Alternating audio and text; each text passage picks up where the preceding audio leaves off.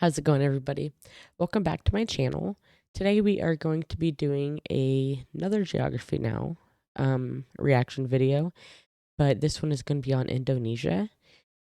I wasn't really planning on doing two geography nows in a row, but somebody did recommend I watch this a few months ago, and I completely forgot. I told him I would and didn't do it. So somebody else mentioned it again, and it reminded me that I forgot about this video. So I'm excited. I don't know anything about Indonesia. Indonesia, I'm saying that right. So this is literally going to be all new for me. So that's what we're going to do. And like always, if you guys enjoy the content, make sure you hit the like button and also subscribe so you don't miss out on any more content. I do appreciate it and it means a lot to me. Let's go. Let's just go to the intro song. It's time to learn geography now! Hey everybody, I'm your host Barbie. So as some of you know, I've been to Indonesia one time on one island for like 3 hours. I ate one dish, so basically I'm like the Indonesia expert, right? Well, if not, I'm kind of like the only guy on YouTube doing full profile videos like this. So for now, you'll just have to kind of deal with me for like the next 12 or so minutes. Woohoo! Default! Alright, so again, if you don't know anything about Indonesia, it's basically like if the Middle East and South Asia had an incredibly colorful, loud, somewhat explosive set of babies. Like thousands of them. Okay, that doesn't really help. First of all, Indonesia is the world's largest archipelago nation located right where the Indian Ocean meets the Pacific Ocean on the incredibly clustered set of islands making 6 countries known commonly as Nusantara or the Malay Archipelago. Indonesian Archipelago. Sure, whatever makes you happy. Indonesia actually has land borders with 3 of these countries, East Timor, Papua New Guinea, and Malaysia, on the biggest island Borneo or Kalimantan, which is one of the world's only 2 triple split nation islands, the other one being Cyprus. Although technically if you include the UN buffer zone, it's kind of like 4 entities, but the UN isn't a country, whatever. Just watch the Cyprus episode. The country is divided into 34 provinces, 5 of which have special administrative statuses, with the capital and most populous city, Jakarta, located on Java, the world's most populous island with nearly half of the entire population of Indonesia in it. The largest cities after Jakarta are Surabaya and Bandung, both located on Java Island, and Medan, located on Sumatra. Jakarta Soekarno-Hatta International, Bali's Ngurah. Did you guys get all that?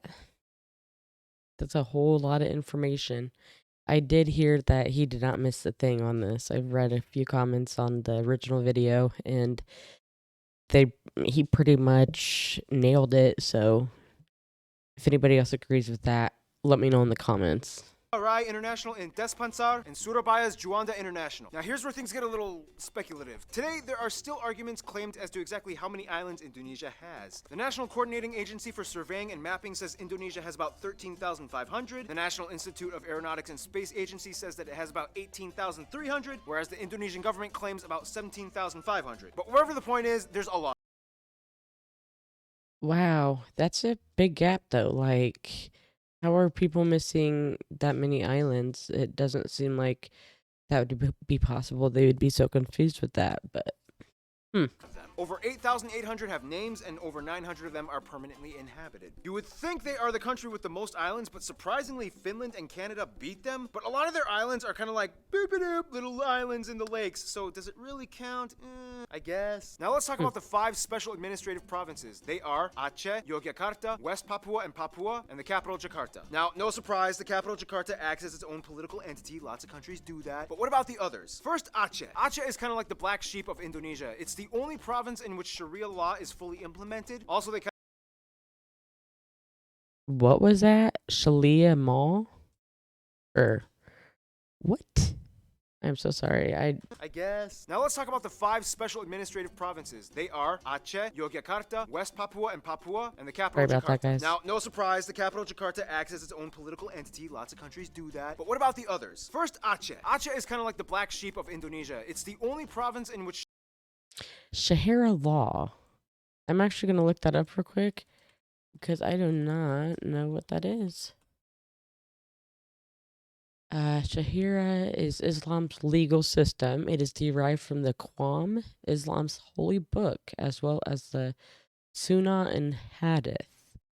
The deeds and sayings of the Prophet Muhammad, where an answer cannot be derived directly from these, religious scholars may give rulings as guidance on a particular topic or question. So it's their legal system, then.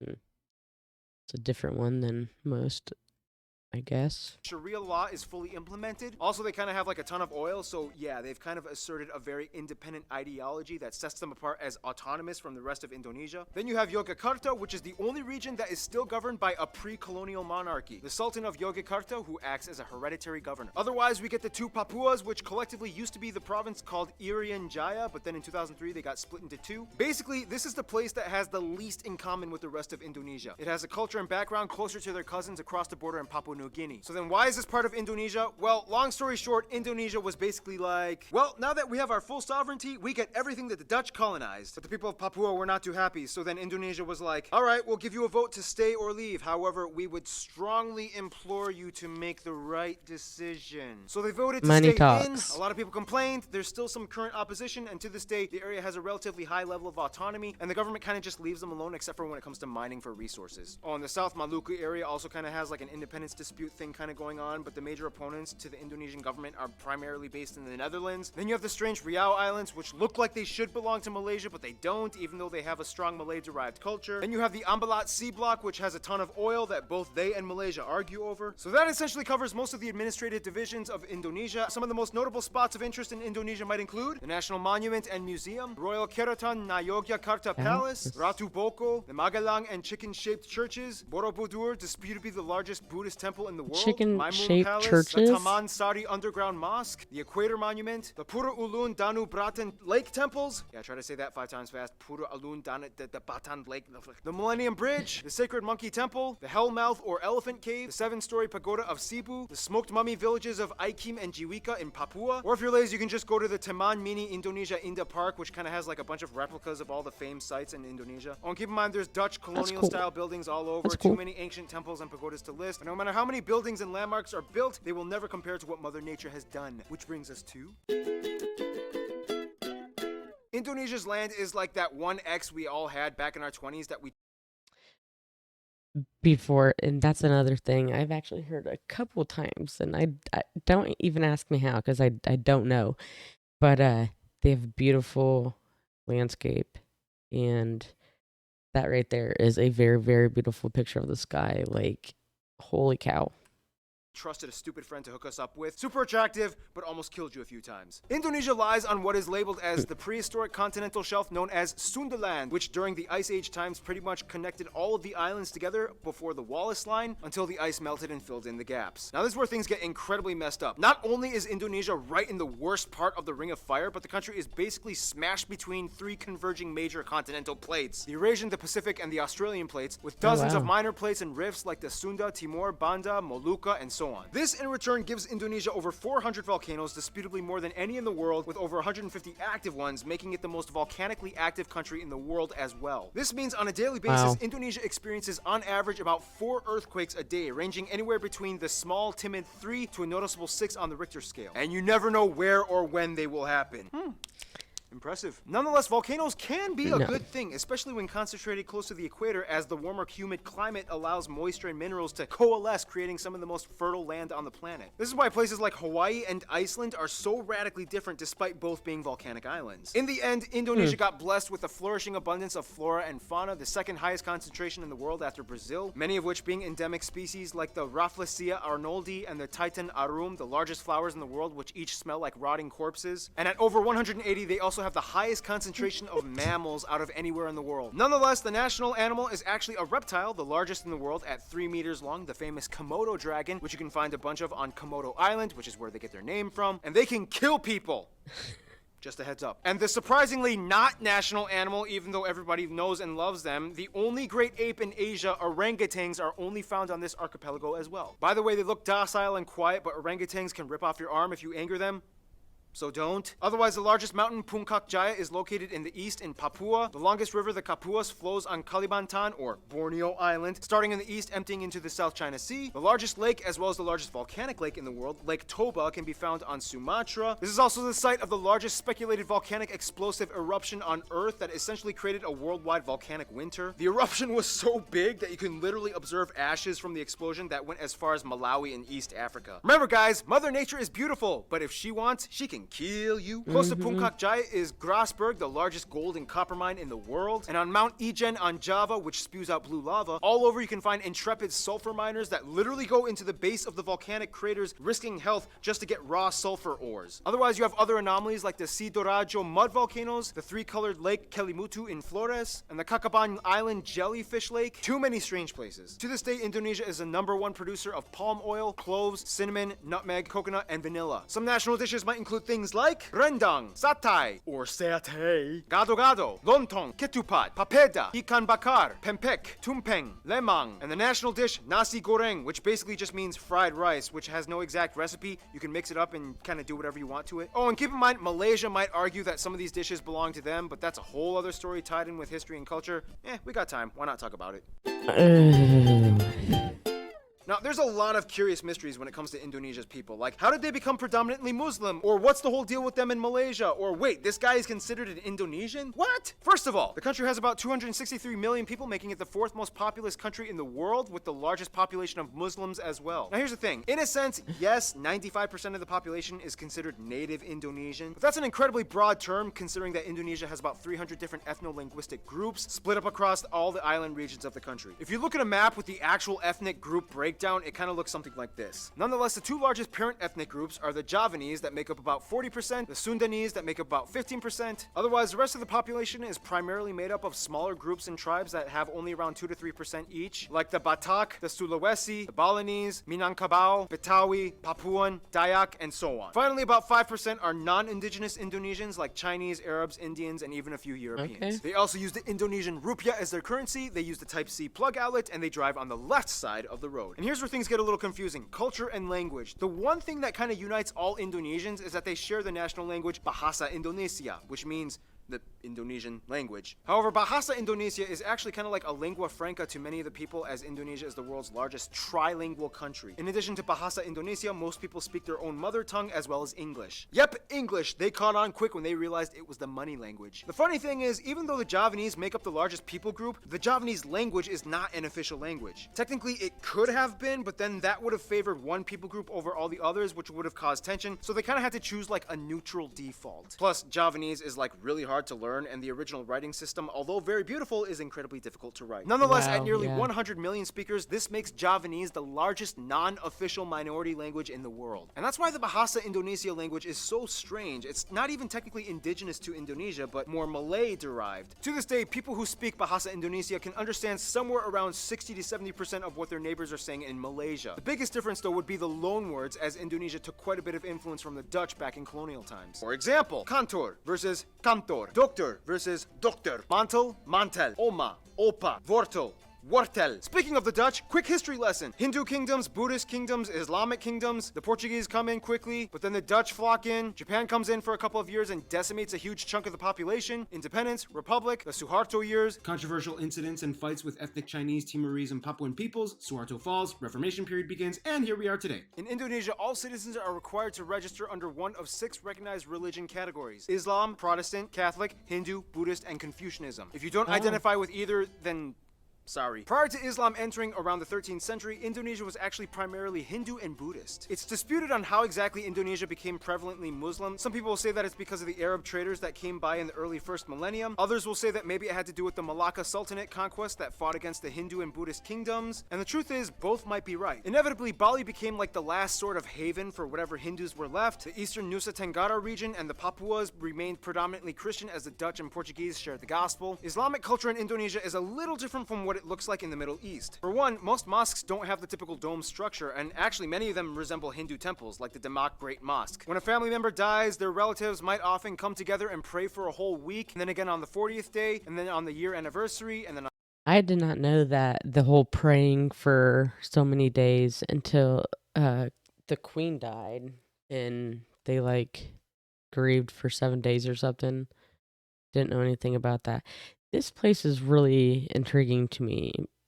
I definitely would not want to go live there. I would go there and see how it was to live there, I guess, but this is the first place that I looked at it and was like, not definitely not a first choice, but very interesting. I would really enjoy learning about all of their religious things they got going on. Sounds pretty cool.